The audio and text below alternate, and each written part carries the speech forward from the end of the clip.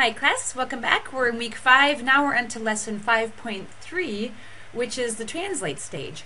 And if you did a really good job with the identify stage, you sort of blended right into the translate stage. So here we are in the translate stage, or also we call it interpret stage. I sort of like the word translate because that sort of works better for my brain, but if it works better for you to think of it as interpret, go ahead and do that. So again, if you did a really good job at the identify stage, it sets you right up for the interpret stage. And if you do a really good job for interpret, it sets you right up for discover. So we're going to do them as discrete steps, but as you get really good at this, they sort of all blend into one another seamlessly. So here, here we are in the process, identify, translate, which leads to discover, etc. And as I recall from last week, the translate or interpret step is about translating your functions to biology.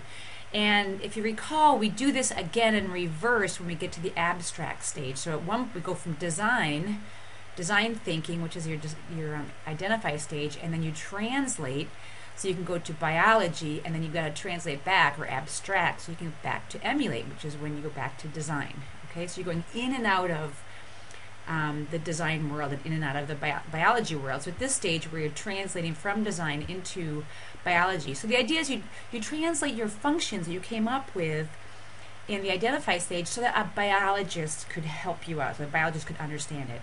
You do it for your functions, you also do it for your operating conditions, and those translate into habitat conditions.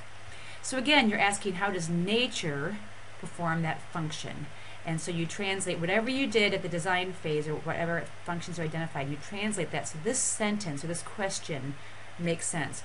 You can also play around with this, reframe the question or questions, and again, you can find your habitat conditions so that they reflect your design parameters. And then at this stage, you can also start thinking about life's principles and translating them into design parameters. And we won't worry about that too much in this lesson. Okay, so as you recall, it was all about functions, which you can get a feel for by looking at the biomimicry taxonomy. And again, these aren't the end-all.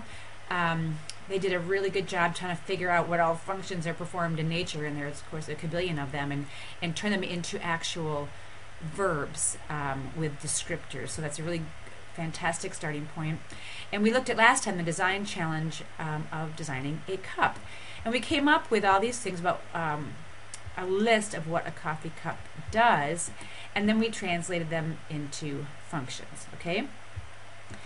Now, or turn them into functions. Now, if we're trying to translate into biology, you start with, I want my coffee cup to hold coffee, right? That's in the design world. And so if you take that one step removed, you got, I want my design to perform some function, right? So you got this noun and a verb.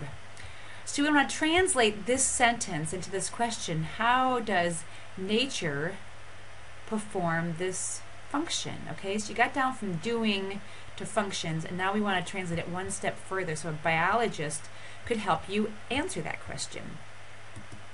So for example, looking at our little friend for the week, that might you might translate, I want my coffee cup to hold coffee, into how does a pufferfish store liquid? Okay? And once you start asking those questions, we talk about coming up with other questions or reframing the questions. Once you even take a look at the pufferfish, just to see, does this question make sense at all? How does blank, and I just chose a pufferfish, store liquid? Yeah, that I could ask a biologist that. And gosh, it makes me think, how does a pufferfish store liquid? It says, well, gosh, look at that pufferfish. How does a pufferfish maybe store gas? I actually don't know what it puffs itself up with. Maybe it's a gas. And then you could turn that around. How does a pufferfish keep liquid out? Maybe, you know, in addition to having, maybe it's holding gas in there, it's actually trying to keep liquid out. Maybe it does it all the time.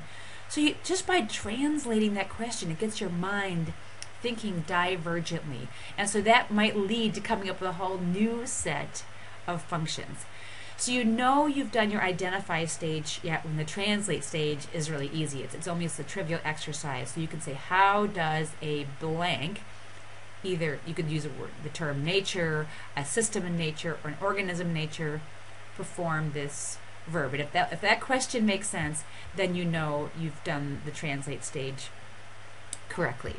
Okay, so I just want to spend a couple minutes on that. We really got to that in the identify stage, but you know you've done it well when you can ask this question and a biologist might be able to help you out. Okay? All right, that's it for this session, this lesson. What you're going to do next in lesson 5.3, or all you're going to do, is rewrite the design brief that you came up with in, that was activity or assignment 5.1b.